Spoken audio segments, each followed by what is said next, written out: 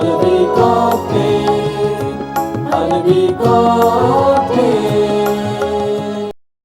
ناظرین، ایک بار پھر آپ کا استقبال ہے اور ہمارے لیے انتظار کرنے کے لیے بہت بہت شکریہ۔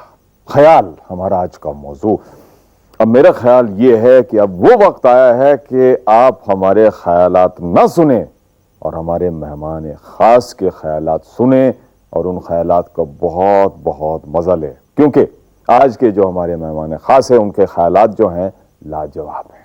تو آئیے ملتے ہیں آج کے مہمان خاص سے، بشیر بدر صاحب سے۔ آداب حضور، آداب، خوش آمدید ہے آپ کی، خوش آمدید، خوش آمدید۔ واہ، اب میرا خیال ہے کہ آپ کا جو خیال ہے وہ باہر نکلنے کے لیے بالکل تیار ہے۔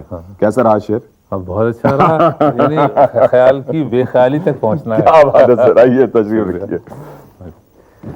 واہ بشیر صاحب، خیال کی ہم نے اتنی باتیں کی، اس طرف سے اس طرف سے، اوپر سے نیچے سے، لیکن آپ کے خیال سے خیال ہے کیا چیز؟ اس کا ڈیفینیشن کیا ہے؟ پوری زندگی ہے خیال، لیکن اسے غزل میں پھر غزل بن کے آنا پڑے گا۔ یہ کتنا بڑا خیال ہے محبوب کا کہ آپ اس کے خیال میں سارے خیال بھلا دیں۔ کبھی جب تمہارا خیال آ گیا، کئی روز تک بے خیالی رہی۔ تو خیال کا سلسلہ یہ ہے، اور شاعری ہے بھی، ایمانداری کی بات یہ ہے کہ جو سادہ سا اخبار بتاتا ہے، بلکہ کیلکولیشنز بتاتے ہیں، اس کے پیچھے جو زندگی ہے وہ بڑی پیچیدہ ہے، خوبصورت ہے اور سچ ہے۔ تو آپ کوئی شعر بڑا لیں، زندگی تو نے مجھے قبر سے کم دی ہے زمین، تو یہ لگے گا کہ زندگی کی آپ شکایت کر رہے، جی نہیں، زندگی تو نے مجھے قبر سے کم دی ہے زمین، پاؤں پھیلاؤں تو دیوار میں سر لگتا ہے۔ آپ یہ قبر کا کہیں کوئی ذکر نہیں ہے، خیال قبر سے شروع ہوا، لیکن زندگی کے لیے زندگی مانگ رہے ہیں، گھر مانگ رہے ہیں، حسن مانگ رہے ہیں۔ دیکھیے ابھی میں نے آپ کو ایک چھوٹی سی جگہ دکھائی اور اس کی تکلیفیں دکھائیں، لیکن بڑی چیزوں کی، خوبصورت چیزوں کا جو حسن ہے وہ کبھی کبھی انسانی زندگی میں کتنا بصورت تو نہیں کہوں گا، لیکن کتنا تلخ و تیکھا ہو سکتا ہے۔ چاندنی رات ہے،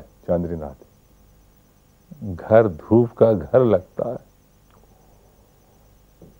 اب آپ کے اندر خیال تو کوئی، چاندنی رات ہے، کہیں اور پہنچ گیا، ہاں، گھر دھوپ کا گھر لگتا ہے، اور دل میرا آگ میں جلتا ہوا پر لگتا ہے، اور اس کے سینے میں کوئی سانپ چھپا بیٹھا ہے، پھول سے ہاتھ ملاتے ہوئے ڈر لگتا ہے۔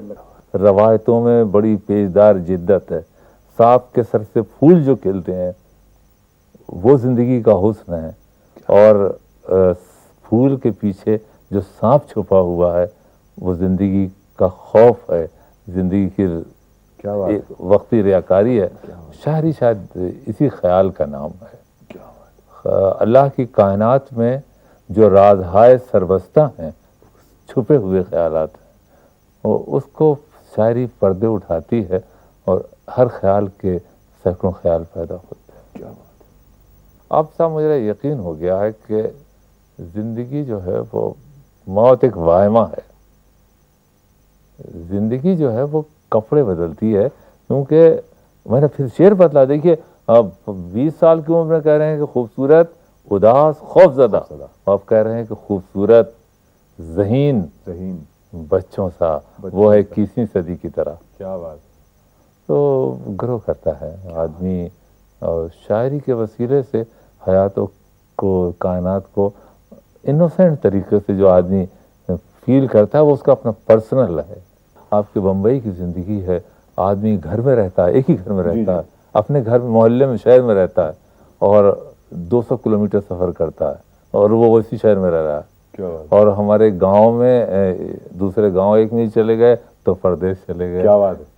تو اس میں ایک شعر سنے آپ، ترنم سے میں سناؤں۔ ترنم میں پلیز۔ ہے عجیب شہر کی زندگی، نہ سفر رہا نہ قیام ہے. کیا بات ہے عجیب شہر کی زندگی، نہ سفر رہا نہ قیام ہے. کہیں کاروبار سی دوپہر، کیا بات ہے. کہیں بد مزاج سی شام ہے. یہاں کے ایک آدمی سے ملیے گا، یوں ہی روز ملنے کی آرزو، بڑی رکھ رکھاؤ کی گفتگو. یوں ہی روز ملنے کی آرزو، بڑی رکھ رکھاؤ کی گفتگو. یہ شرافتیں نہیں بے غرض، اسے آپ سے کوئی کام ہے. ہو بہت اچھے. ملے آپ؟ شرافتیں بھی بے غرض نہیں. ہاں. اچھا اب میں بات ختم کرتا ہوں. دیکھیے ابھی ہم لوگ بالکل آ گئے، یعنی جدید بمبئی میں آ گئے. ہمارا بمبئی کچھ پیچھے رہ گیا، ہم لوگ اور آگے نکل گئے. لیکن آپ کو میں 5000 سال پہلے اسی پٹری، ریل کی پٹری سے لے جا رہا ہوں. 5000 سال پہلے جہاں یہ عقیدہ تھا کہ چڑیوں کی چہچہٹ سے ہی سویرا ہوتا ہے. اور دوسرا حصہ میں پھر سناتا ہوں، لاسٹ آخری شعر. کیا بات ہے. کوئی نغمہ دھوپ کے گاؤں سا، کوئی نغمہ دھوپ کے گاؤں سا، کوئی نغمہ شام کی چھاؤں سا، کوئی نغمہ دھوپ کے گاؤں سا، کوئی نغمہ شام کی چھاؤں سا. ذرا ان پرندوں سے پوچھنا یہ کلام کس کا کلام ہے. کیا بات. پرانے 5000 سال پہلے کی آپ جو پوئٹری ہے، تقریباً مذہبی کتابیں ہیں، وہ بتاتے ہیں کہ سویرے جو پرندوں کی آواز ہے وہ خدا کی آواز ہے. وہ گرو کرتی ہے تو سورج کا عکس ہے. کیا بات ہے. سورج اس کا ہے. اور پھر یہ آپ اس طرح جو سنسکرت کی 5000 سال پہلی کتاب ہے، یہ اس کا اسی میں سے کہیں خیال ہے. اور پھر وہی پرندے جب شام کو گنگناتے ہیں تو پھر نیند ہے، خواب ہے، رات ہے. ہم لفظ کو بتاتے ہیں کہ خدا سے مل رہا، وہاں پرندوں کی آواز خدا کی آواز. بہت خوبصورت. بشیر صاحب اب کچھ کہنے کے لیے میرے پاس باقی نہیں ہے. آپ نے اتنا سندر بتایا ہم کو سب کچھ. تو میرے خیال سے اس وقت میرے لیے خاموش رہنا سب سے صحیح راستہ ہے. بس اتنا میں ضرور کہوں گا. یہاں آنے کے لیے بہت بہت شکریہ. اور انشاءاللہ مسافر ہیں ہم بھی، مسافر ہو تم بھی، کسی موڑ پر پھر ملاقات ہوگی. ناظرین دوستو، آگے کہنے کی کچھ ضرورت ہے ہی نہیں. اجازت دیں گے. خدا حافظ. خدا حافظ. خدا. I'll be